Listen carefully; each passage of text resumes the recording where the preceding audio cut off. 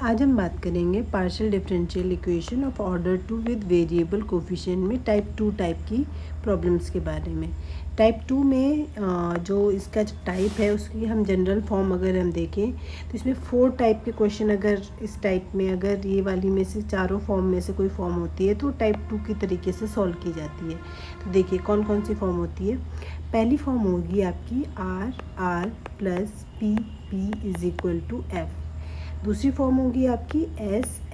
Plus P is equal to F. और next form होगी S plus Q is equal to F. और चौथी form होगी T plus Q is equal to F. ये चारों form type second की हैं। अब देखिए इनको थोड़ा सा मैं अगर डिस्क्राइब करूं तो आर तो कोई भी फंक्शन हो सकता है, एक्स वाई जेड कुछ भी आएगा, ठीक है। बाकी स्मॉल आर का मतलब आपको पता ही है क्या होता है, डेल टू जेड अपॉन में डेल एक्स स्क्वायर होता है, ठीक है। और ये भी हमने पढ़ा है कि डेल टू जेड अपॉन में डेल एक्स स्क्वायर को आप डेल अपॉन में डेल एक्स और डेल जेड अपॉन में डेल एक्स लिख सकते हैं। इसको आप पी से रिप्लेस करेंगे तो ये डेल पी अपॉन में डेल एक्स से रिप्लेस हो जाएगा। इन शॉर्ट हमें क्या करना है, ये जो आर है इसको रिप्लेस कर दीजिए डेल पी अपॉन में डेल एक्स से, प्लस पी हो जाएगा स्मॉल पी आपका पता ही है del Z upon del x is equal to F. F भी कोई एक्स वाई का फंक्शन होगा। इसी तरीके से इसमें अगर हम देखें तो आप इसको लिख सकते हैं एस, इसमें आप लिखेंगे डेल पी अपॉन में डेल वाई, क्योंकि जो स्मॉल एस होता है वो डेल टू जेड अपॉन में डेल एक्स डेल वाई से रिलेटेड होता है। या फिर आप ऐसा कर दीजिए del Z del Y del x से रिलेटेड होता है। तो इसको आप डेल अपॉन में del Y of del Z upon में डेल एक्स लिख सकते हैं। और del Z upon del x को पी से रिप्लेस करेंगे तो S equal to del P upon में डेल वाई हो जाएगा, प्लस का P into P is equal to F हो जाएगा। इसी तरीके से इसमें देखें तो इसमें क्योंकि क्यू है यहाँ पे तो क्यू के टर्म में जैसे इस तरीके से लिखेंगे तो आपको पता है डेल अपॉन में del X del Z upon में डेल वाई से रिप्लेस करेंगे। इसको आप क्यू पढ़ते हैं तो एस को ही आप डेल क्यू अपॉन में डेल एक्स भी लिख सकते हैं, प्लस का Q into Q is equal to F हो जाएगा। और इस फॉर्म की बात करें तो इसमें टी है, टी को आपको पता है डेल टू जेड अपॉन में डेल वाई स्क्वायर के लिए सिंबल होता है। तो इसको आप लिख सकते हैं कैपिटल टी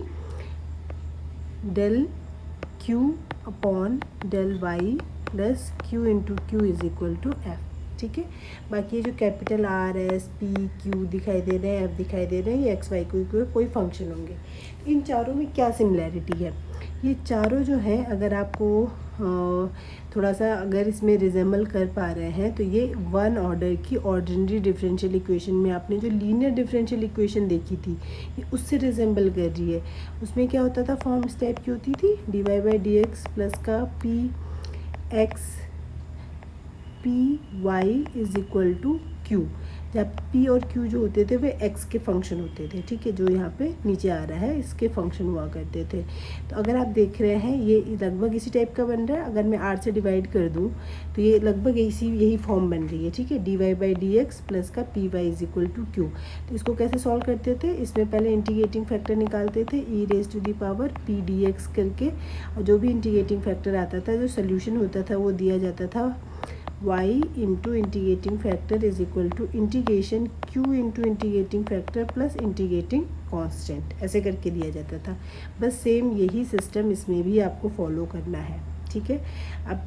यहाँ पे बस एक अंतर रहेगा, इंटीग्रेटिंग कांस्टेंट की जगह इंटीग्रेटिंग फंक्शन ऐड करेंगे। वो डिपेंड करेगा कि आप कितने नीचे क्या है, डी वाई डी एक्स चल रहा है या डेल अपॉन में डेल वाई चल रहा है, उसके अकॉर्डिंग आप यहाँ पे इंटीग्रेटिंग कांस्टेंट ऐड करेंगे। तो देखिए क्वेश्चन में आते हैं, बहुत सिंपल क्वेश्चन है, चारों का ही एक ही पैटर्न है, तो चारों टाइप के ही एक क्वेश्चन हम देखने वाले हैं। तो पहला क्वेश्चन है X R P is equal to 9x square plus Y cube. तो आप कंपेयर कर लीजिए आर प्लस का P is equal to F से अगर आप कंपेयर करेंगे तो इसको आपको क्या लिखना है, एक्स आर को आप रिप्लेस कर देंगे डेल पी अपॉन में डेल एक्स से, प्लस का पी हो जाएगा is equal to 9x square Y cube हो जाएगा। एक्स से डिवाइड कर दीजिए, डेल पी अपॉन में डेल एक्स हो जाएगा, 1 अपॉन एक्स इंटू पी हो जाएगा, यहाँ पे 9x वाई क्यूब बचेगा, ठीक है। अब इससे कंपेयर करेंगे D Y by D X P Q से, तो यहाँ पे इंटीग्रेटिंग फैक्टर इसके कोफिशिएंट से होता है, y मतलब y जो ऊपर होता है, तो यहाँ पे p ऊपर है, p यहाँ पे है, तो ये आपका इंटीग्रेटिंग फैक्टर यहाँ से डिसाइड होगा। इंटीग्रेटिंग फैक्टर ई की पावर 1/x dx हो जाएगा, जो कि ई की पावर log x के इक्वल आएगा, जो कि इक्वल आएगा x के। सोल्यूशन कैसे दिया जाता है, जब यहाँ पे y होता है तो सोल्यूशन दिया जाता है y इंटू इंटीग्रेटिंग फैक्टर। तो यहाँ पे p का सोल्यूशन मिलेगा, क्योंकि p है तो p इंटू इंटीग्रेटिंग फैक्टर आपका कितना है x। Integration left hand side में राइट हैंड साइड में 9xy³ है, इंटू इंटीग्रेटिंग फैक्टर यानी कि x, इसका इंटीग्रेशन करेंगे प्लस, और यहाँ पे आर्बिट्रेरी कांस्टेंट किसके रिस्पेक्ट में आएगा, चूँकि आपने x के रिस्पेक्ट में आप यहाँ पे डिफरेंशिएशन सॉल्व कर रहे हैं, तो यहाँ पे आपका y के लिए y जो होता है वो कांस्टेंट होता है ना x के लिए, तो यहाँ पे ऐड हो जाएगा आपका 5/1y। अब इसको सॉल्व कर लीजिए, p इंटू एक्स हो जाएगा, यहाँ पे ये बनेगा आपका 9x² और यहाँ पे हो जाएगा आपका ये dx प्लस का 5/1y हो जाएगा। ठीक है, ये बस ध्यान रखिएगा कि आप x के रिस्पेक्ट में डिफ्रेंशिएट कर रहे थे, तो x के रिस्पेक्ट में इंटीग्रेट कर रहे हैं तो पार्शियली ही इंटीग्रेट हो रहा है, यानी कि आपको y को कांस्टेंट की ही तरह बिहेव करना है। तो ये हो जाएगा आपके पास 9x³ प्लस का 5/1y हो जाएगा, 3 से 3 कैंसिल हो जाएगा, तो ये बनेगा आपके पास px 3x³ into y³ plus का 5/1y हो जाएगा। ठीक है, तो अब चाहे तो x से डिवाइड भी कर सकते हैं, तो ये बनेगा आपका 3x² y³ 5/1y अपॉन में x आ जाएगा। ठीक है, पर सोल्यूशन का मतलब होता है z की वैल्यू निकालना, ना कि p की, और p किसके लिए रिजेंबल करता है, डेल z अपॉन में डेल x के लिए, यानी कि एक बार और इंटीग्रेट कर लीजिए। तो आप नॉर्मल इंटीग्रेट करेंगे तो डेल z अपॉन में डेल x में डेल z इधर रह जाएगा, डेल x इधर चला जाएगा, तो ये बचेगा z इज इक्वल टू, इसका x के रेस्पेक्ट में फिर से इंटीग्रेशन करना है, यानी कि 3x³ अपॉन में 3y³ प्लस का 5/1y तो कांस्टेंट हो जाएगा, 1/x का इंटीग्रेशन log x हो जाएगा, प्लस एक और इंटीग्रेटिंग आर्बिट्रेरी फंक्शन हो जाएगा। तो z इज इक्वल टू आ जाएगा आपका आंसर x³ y³ प्लस का 5/1y into log x plus का 5/2y, बस ये आपका आंसर होगा। तो पहले स्टेप में आपको ये इंटीग्रेटिंग फैक्टर वाला लॉजिक यूज़ करना है, और दूसरे स्टेप में आपको नॉर्मल इंटीग्रेशन कर देना है। ठीक है, जैसे कल जो टाइप 1 में हमने किया था उस तरीके से, तो ये इसका सोल्यूशन हो जाएगा। नेक्स्ट टाइप पे बढ़ते हैं, इसमें आपको इसको सॉल्व करना है, तो फिर से वही चीज़ y s को, चूँकि यहाँ पे p है तो इसको किससे रिप्लेस करेंगे, आपको बस इतना ध्यान में रखना है, अगर यहाँ पे p है तो यहाँ पे ऊपर भी p ही रखना है, q है तो ऊपर भी q ही रखना है। तो यहाँ पे हो जाएगा आपका डेल p अपॉन में डेल y हो जाएगा, माइनस का p is equal to xy² cos of xy हो जाएगा, y से डिवाइड कर दीजिए तो डेल p अपॉन में डेल y माइनस का p अपॉन में y is equal to xy cos of xy हो जाएगा। इंटीग्रेटिंग फैक्टर अगर आप निकालेंगे तो e की पावर -1 अपॉन में y d, अब चूँकि देखिए y के रिस्पेक्ट में हो रहा है तो यहाँ पे dy ही लिखेंगे, तो e की पावर माइनस log y हो जाएगा, या फिर इसको ऊपर ले जाएंगे तो e की पावर log ऑफ 1 अपॉन में y, यानी कि जो इसका इंटीग्रेटिंग फैक्टर आएगा वो आएगा आपका 1 अपॉन y। अब सोल्यूशन के लिए क्या करेंगे, p ऊपर है तो p into integrating factor is equal to integration left hand side ये वाला पोर्शन जो है xy cos of xy into integrating factor यानी कि 1 अपॉन y इंटू, चूँकि y के रेस्पेक्ट में हो रहा है तो y प्लस, अब कांस्टेंट कौन सा होगा, चूँकि y के रिस्पेक्ट में इंटीग्रेट कर रहे हैं तो जो आर्बिट्रेरी फंक्शन होगा वो x का होगा, तो ये हो जाएगा आपके पास p अपॉन में 1 अपॉन में y से y कैंसिल हो जाएगा, x कॉस xy बनेगा, y के रिस्पेक्ट में इंटीग्रेशन करना है और याद रखिएगा पार्शियली ही होना है, तो यानी कि x कांस्टेंट की तरह बिहेव करेगा, तो कॉस का इंटीग्रेशन होता है माइनस का साइन xy, और चूँकि x कांस्टेंट की तरह बिहेव करेगा तो आपको x से, अब जैसा चाहे वैसे आप इसमें डिवाइड कर सकते हैं, तो इसमें x से डिवाइड भी हो जाएगा, प्लस का यहाँ पे हो जाएगा आपका 5/1x, तो x कैंसिल हो जाएगा, p is equal to minus Y sine xy हो जाएगा प्लस का y इंटू 5/1x हो जाएगा। ठीक है,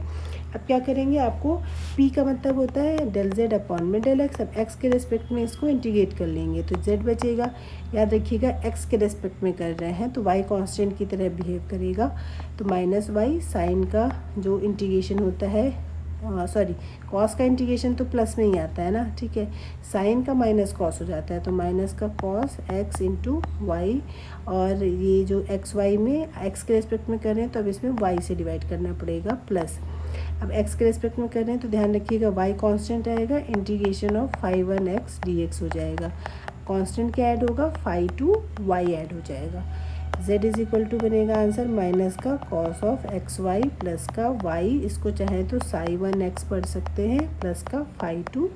y, यही आपका फाइनल आंसर हो जाएगा। ठीक है, तो बस आपको ये ध्यान रखना है कि किसके रिस्पेक्ट में कर रहे हैं, उसी के अकॉर्डिंग आपको इंटीग्रेशन और आर्बिट्रेरी फंक्शन ऐड करना है। नेक्स्ट क्वेश्चन पे बढ़ लेते हैं। x यहाँ पे देखिए q है, तो इसको हम रिप्लेस कर सकते हैं डेल q अपॉन में डेल x से रिप्लेस करेंगे। प्लस का q इज इक्वल टू कितना हो जाएगा, 4x प्लस का 2y प्लस का 2, तो ये हो जाएगा डेल q अपॉन में डेल x प्लस का q अपॉन में x is equal to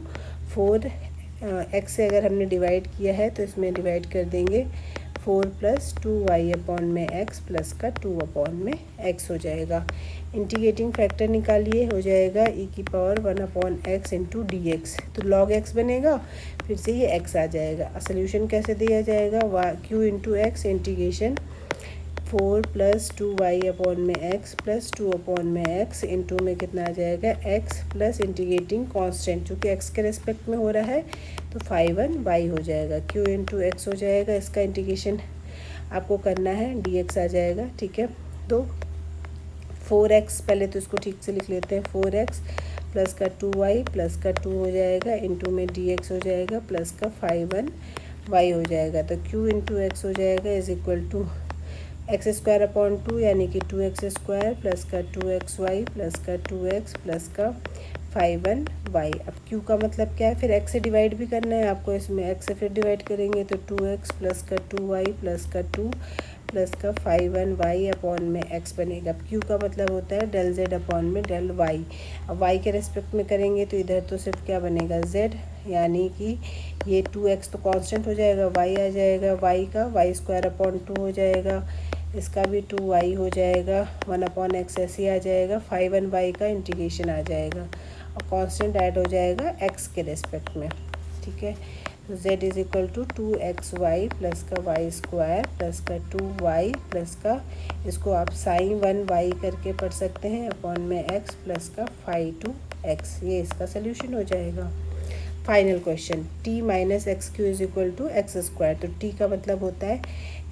del q upon में डेल y माइनस का X Q is equal to X square. Integrating factor हो जाएगा e की पावर में माइनस एक्स डी एक्स हो जाएगा, e की power minus x square upon में 2, ये इसका हो गया आपका इंटीग्रेटिंग फैक्टर। और जो इसका सोल्यूशन दिया जाएगा वो फिर कैसे दिया जाएगा आपका, यही चीज़ आपको ध्यान में रखनी है, गड़बड़ हो गई,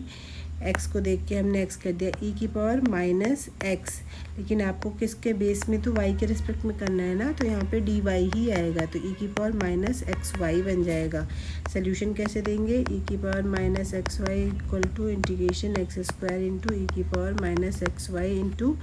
यहाँ पे ऑब्वियसली बात है y ही आएगा, प्लस इंटीग्रेटिंग कांस्टेंट में x का फंक्शन हो जाएगा, क्योंकि आप y के रिस्पेक्ट में इसको सॉल्व कर रहे हैं। नेक्स्ट आप इसको सॉल्व कर लीजिए, बस वही आपका फाइनल आंसर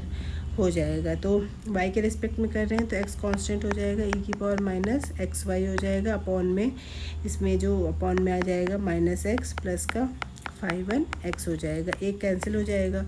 और इससे आप डिवाइड भी कर दीजिए, दो काम एक साथ कर लेते हैं, माइनस एक्स हो जाएगा प्लस का फाई 1x अपॉन में e की पावर माइनस एक्स वाई आएगा, यानी कि ऊपर आ जाएगा। q का मतलब होता है डेल z अपॉन में डेल y, तो इंटीग्रेट फिर से करेंगे y के रेस्पेक्ट में,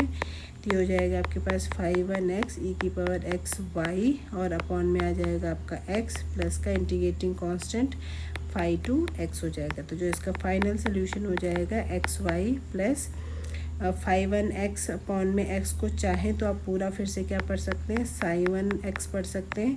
e की पावर एक्स वाई प्लस का फाई 2x हो जाएगा, ये आपका फाइनल सोल्यूशन हो जाएगा। आई होप आपको ये चारों ही क्वेश्चन समझ में आ गए होंगे, बहुत आसान है, एक बार आप ये आइडेंटिफाई कर पाए कि किस टाइप में पढ़ रहा है तो आप बहुत आसानी से सॉल्व कर सकते हैं। नेक्स्ट वीडियो में हम टाइप 3 के बारे में पढ़ेंगे।